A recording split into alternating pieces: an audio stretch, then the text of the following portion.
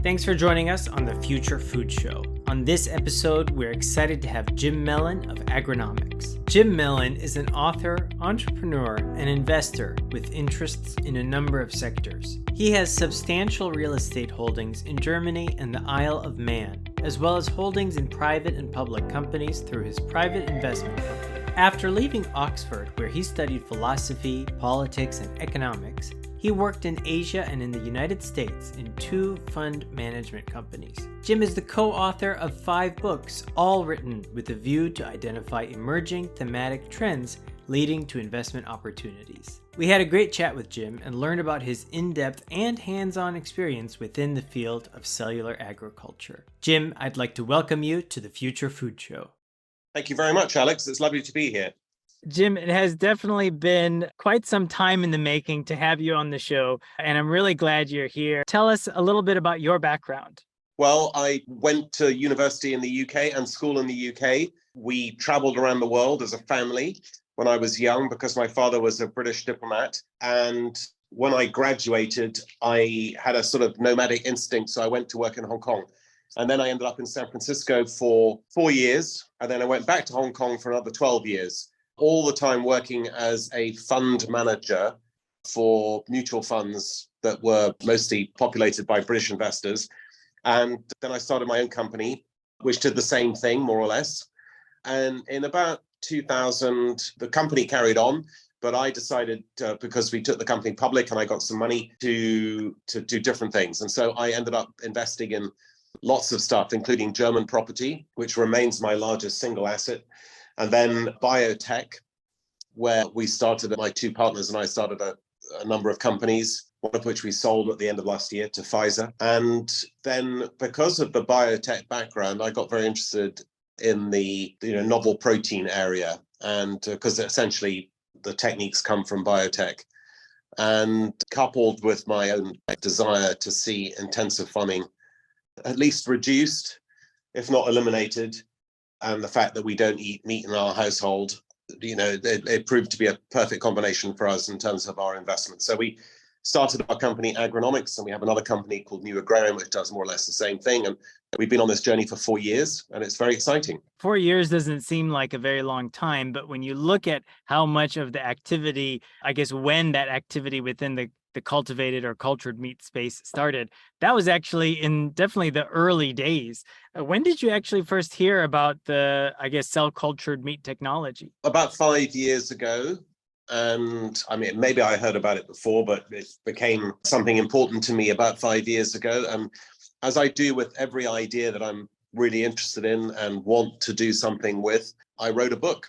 And my book, Moo's Law, was finished during the pandemic times. And I can tell you now, Alex, that there's no one, I mean, if someone just wants to ring up a company and get information, quite often the company will not be very responsive. But if you say I'm writing a book, there is no one who won't accept an invite to be interviewed. And so basically during the pandemic, I interviewed all the key opinion leaders, I think at that time in the sector, and wrote the book. And that became the basis of our investment strategy. And we are solely focused on cellular agriculture. And as you know very well, there is a big confusion in the minds of the public and the investing public and generalists as to plant-based foods and cellular agriculture. And it's something that, we constantly have to remind people that they're very different things. But we only invest in cellular agriculture. Using the book as an entry point into the industry, I think is fascinating. You mentioned that you don't eat meat in your household. Perhaps this was also part of the inspiration to look into the technology? It absolutely is. I mean, I wouldn't say we're activists on behalf of animals, but we are very much animal lovers. And my most recent book, which is a children's book called Juno's Ark, is a sort of guide to children about I wouldn't call it the evils because it's not characterized as that, but the downsides to current practices in farming animals. And it leads them to what we're doing, what you're doing, what we're doing in cellular agriculture as a potential and actual solution to the problems. And it's done through the eyes of one of our many dogs. We have 7 dogs at home, and we also support a charity where the proceeds of the book are going to, which is in Spain, where we live some of the time at least, which supports another 28 dogs who've been abandoned and mistreated, etc. And so we're very committed to the elimination of the cruel practice that is intensive farming. I love that. And as a children's book author in cellular agriculture myself, I'd love to kind of, exchange ideas with you offline. But that's really exciting. You have also written several other books about other industries. Can you maybe tell us at a high level what some of those other industries were? Sure. I wrote a book about the biotech industry, which was called Cracking the Code. And as I said, we started a number of biotech companies. And if any of your listeners have migraine, they more than likely are using a drug that we developed in our most recently sold company, Biohaven, called Nurtec. And Nurtec is a revolutionary anti-migraine drug that's now on sale in the United States. We started that company 8 years ago, and it was around, slightly before that I wrote the book Cracking the Code. And then we embarked on this biotech journey. And then I wrote another book called Juvenescence, which is about the science of longevity. And we've got a company called Juvenescence, which is run by a CEO from AstraZeneca, a very large pharmaceutical company. It's raised over $300 million in equity, and is doing great stuff in trying to extend health span in humans as well as in domestic animals. And so the books form the basis of the information that allows us as a team to lay out the plan for our businesses. And it also, I love writing them and researching them. And I will be embarking on a new book before the end of this year on a new area that I'm interested in. Exciting. Okay. That new journey is yet to be announced. Is that right? No, I'm very happy to tell you what it is. And it's not like I'm not announcing the lineup for the Super Bowl. It's just what I'm doing myself.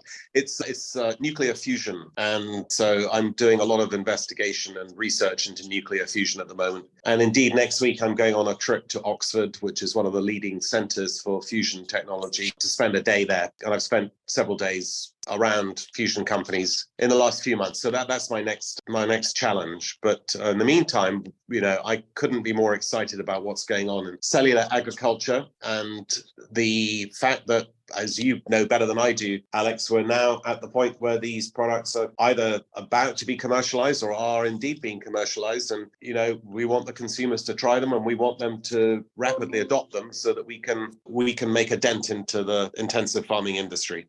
And it's definitely an amazing time to really, chat about these technologies with the recent approvals. I want to jump into agronomics. So what is it as an entity, and how is it structured? Okay, so it's a London-listed investment company. It's based in the Isle of Man, which is our headquarters. Isle of Man is a small island between Liverpool and Dublin, basically, and in the Irish Sea. And we have most of our employees based there. And as I said, it's solely focused on investing in cellular agriculture. It's got assets of about $200 million. Those assets of the asset value per share have quadrupled more or less since the company started 3.5 years ago. And the share price has been pretty volatile, but the share price has more than doubled since it was listed. And I'm the biggest shareholder of it. So I put the most money into agronomics. And I've never sold a single share, and I'm on the board and very excited about what's happening. And we have a team of 6 people working on this full time. We hope to expand that team. And as I said, we started, maybe I didn't say, but I will anyway. We started by investing in the companies that were available for investment at the time. There weren't very many, about 30 companies in cellular agriculture. Now we count about 300. This is in the last 4 years. And so companies like Blue Nalu that you're very familiar with, Vitro Labs, Meatable, Mosa Meats, those sort of companies we basically invested in. And in some cases, we are the largest outside shareholders of those companies. But then we pivoted a bit to the model that we used in biotech, which is basically to back scientists, entrepreneurs at an earlier stage in white space opportunities and to create our own companies. So we created 3 companies that we were the founding shareholders of, and that as a result, Agronomics and New Agrarian, our other sister company, have much earlier and therefore cheaper stakes in, and where we backed, as I said, the scientist entrepreneurs. And so Good Dog Food recently did a funding round, and you won't have heard of it, I don't think anyway, but a very big British pet related company. It has about 25% of the UK pet market, which is the second largest pet market in the world after the United States. It invested in the company and is going to act as a distributor for the dog food that is going to be made in laboratories, is being made in laboratories, and will be on the market, believe it or not, in this year, by the end of this year, in the UK market. And the regulatory pathway for dog food is much faster. The dogs will therefore eat not the sort of bad food that they currently eat, or potentially bad food that they currently eat in many cases. And in the United States and in the UK, 25% of the meat market is pet food. So this is a big and growing market. And our Good Dog Food, which we're the largest shareholders in, is making incredible progress. And it will be the first cell-cultured meat sold in Europe, and it will be on the market by the end of this year. We also started a company called Clean Foods Group, which is, again, based in the UK, and that is trying to produce palm oil. Well, it is producing palm oil in laboratories, and we hope that it, in the future, will be able to supplant the very destructive plant oil industry, destructive in all sorts of ways, by making palm oil in labs. And then the last company, which is the biggest, is called Liberation Labs. I'm sure you're familiar with it. This is the company that is building its first plant as a contract manufacturer for precision fermentation companies in Indiana, in the US, $115 million US build. And Liberation Labs is headed up by the veterans of the precision fermentation industry, which is woefully underserved in terms of the fermenting capacity. And we believe that plant number 1, number 2, number 3, number 4, number 5 in the world of new plants will be built by Liberation Labs, and that most, if not all, of the precision fermentation companies will use its services, because none of them really can afford to justify the price of building out their own facilities, and it makes a lot of sense to share facilities. So those are the 3 that we've announced, and we have a couple of others in the pipeline, which I can't talk about, but which are super exciting as well. To throw a spin on things, I wanted to ask you, what is an example of a bet you made, whether within its cellular agriculture or outside of cellular agriculture, a project that you may have invested in or started that failed or didn't go as planned? Well, there's been plenty of those, but our motto is we try and fail fast. This is the most important thing. So although, for instance, in biotech, we failed on a number of our projects, we shut them down very early so that we don't just pour more money down a sinkhole. In terms of failures, I would say they're more disappointments than abject failures where, that we've sort of walked away from a project. But for instance, we have a drug for premature ejaculation, which we've been working on for 10 years. It's been approved in Europe. It's about to be approved in China. We're hoping it gets approved in the United States, but it's been a very, very long road, and a lot of money has been put into it. It's by far the best product for that particular condition. And we think there's a very big market. And when the company that produces this project can actually get its act together and produce enough of the drug, it sells out straight away. So it's been a long grind, but I'm hopeful that we're coming to what will be a successful conclusion. I also have a company that produces a boot for diabetic foot ulcers, which is a very big problem around the world. And again, that product has been approved everywhere. It's so much better than the standard of care, but it's just been a very long grind getting it to be commercially successful. And again, I'm hopeful that, we're within spitting distance of seeing that happen. But, I'm very tenacious. And when I really like something that's going to make a useful impact on humanity, I'll just carry on putting more money behind it. But in some cases, in some of our longevity projects, we've just shut down the project when we've seen the early clinical data that's just not good enough, and we just don't carry on. So those are the sort of things in which there have been failures. In terms of in cellular agriculture, it's really a bit too early for us to say that there have been outright failures. There's a couple of companies that we're worried about. I'm not going to say what they are because I just think that would be very unfair. But they're not significant investments for us, but we are concerned, and we've made appropriate write-downs in the valuation of the investments where necessary. One thing that is inspiring is that all of the projects that you are working on do have some very direct value or impact to, the world. And so it's definitely very inspiring to see that. Well, later life, you have to do something that's good, right? So I'm trying to do that. But it's also, I'll give you an example of the diabetic foot ulcer thing. There are nearly 500 million diabetics around the world. It's a disease you don't want to get. It's for many diabetics, they end up with these foot ulcers, which is the direct result of neuropathy, where, you lose sensation in your outer extremities, and particularly in your feet. And the foot ulcers lead to amputations and lead to death. And we have this shoe, which is something you can just walk around in and do your normal day's work in. And as long as you wear it, it will cure at least 70% of tractable diabetic foot ulcers against the standard of care that's less than 50%. So, people will live as a result of this rather than die. And that's really a good thing. So we really want to get that one out there. And a very fascinating approach as well. I wanted to track back to cell cultivated meat or cultured meat. Now that we have some approvals in the US, which regions do you think will be next to approve regulation for the technology? Well, it's quite interesting that the US approved so quickly. I don't think that the industry was expecting such rapid approvals. The big technical challenge now will be to scale up, as we all know, of course. But the ones that we think it depends on which area you're looking at. So you're either looking at precision fermentation for dairy proteins and egg proteins, and that's already approved in the United States and already on the market, but subject to capacity constraints. Israel and India have now approved precision fermentation dairy proteins from Perfect Day and Remilk.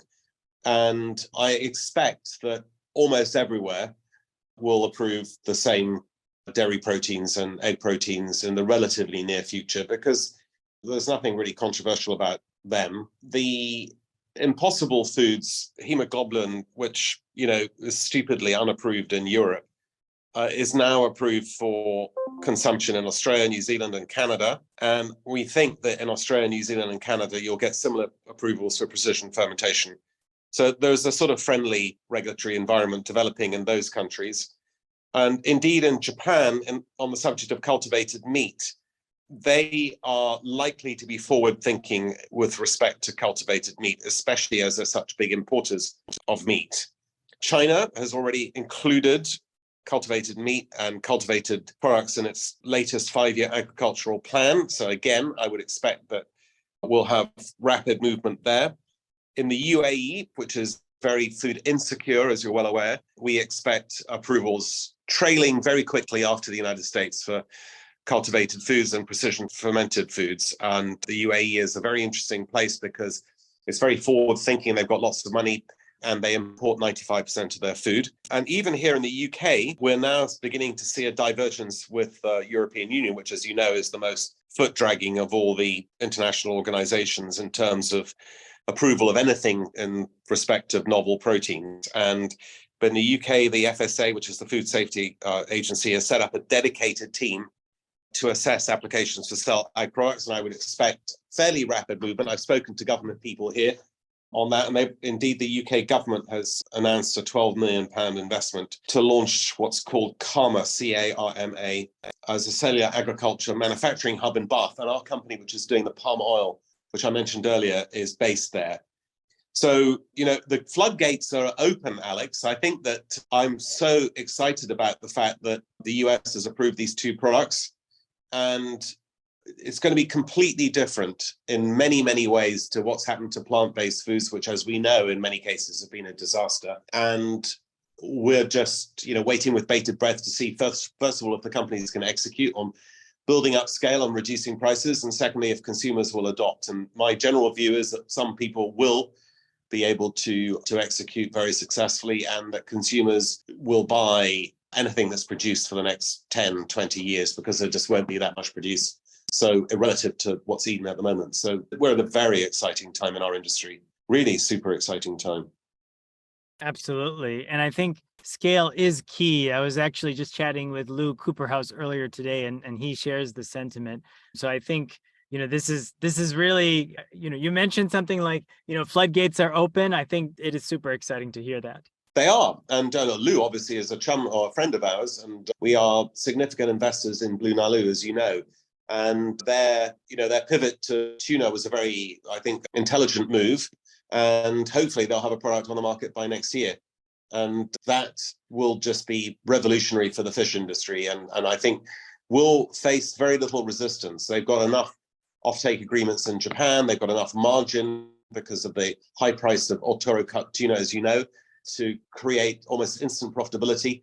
And Lou is just a tremendous veteran and advocate for this industry. And so quite often I end up speaking at conferences or on seminars and so forth with Lou. And so I'm glad that you were speaking to him. That's great. For those interested in investing in future food tech or even cellular agriculture, what's the best way to get involved? Well, the only concentrated portfolio of cellular agriculture assets publicly available is actually Agronomics, listed on the London Stock Exchange. And it's, as I said, about a $200 million asset company, so it's not very big, but it's big enough for retail investors. And it has a very diversified approach. And I think you definitely are buying at a discount to asset value at the moment, which is always very attractive. There are other companies such as Stakeholder Foods and BSF Enterprise, but they're not as diversified as Agronomics. There's nothing that we can recommend really in the US or in Canada, which is surprising. One of the reasons is that none of the companies are public yet. None of the underlying cell ag companies are public. And so there is a platform called Hack Capital, HACK Capital, which makes it easier for smaller ticket investors to invest in food tech companies. And that's something that people might want to have a look at. But as yet, there's very little ways in which people can invest. I think some of the companies that we've invested in will go public. I wouldn't be surprised if one of the companies I mentioned earlier, I won't tell you which one, but that we were the founder investors of, won't go public in the next year or so. And so that will be interesting and I think exciting for investors. Amazing. And we'll put links in the show notes for everything referenced on this call. Jim, I'd like to thank you for joining us. I wanted to ask you, do you have any last insights for our listeners today? Yeah, I mean, this industry has got a total addressable market. They call it TAM, T-A-M. It's a sort of, mot du jour of about $5 trillion, which is, 3 times the size of the Spanish economy, slightly less than twice the size of the UK economy. It's absolutely massive. It's something we do every day. That's eat, as you well know, and we have to do. And at the moment, the way in which food is produced is very detrimental in all sorts of ways that your listeners and you, particularly Alex, are very familiar with. We have an opportunity, the confluence of technology with the need to do something about the environmental and other impacts of the food supply system at the moment. We have an opportunity to change the world. And honestly, this is the first time I've ever been involved in anything where we've been part of moving the dial, like you're moving the dial with your podcast. And so for a young person or an entrepreneur or a young entrepreneur or anyone who's really excited about this, look at it as a potential career opportunity. This could be absolutely massive. And if you're a farmer, embrace it. Put these bioreactors, put these precision fermenters on your farms, get carbon credits, do all sorts of things to enhance your profitability, embrace the technology. Don't try and stand in the way of it because it is the future and it's such an exciting one.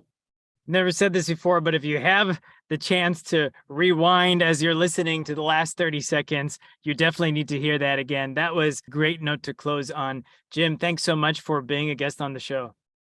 It's my pleasure, Alex. And one day I hope to meet you in person. Thank you very much. Likewise. This is your host, Alex, and we look forward to seeing you on the next episode.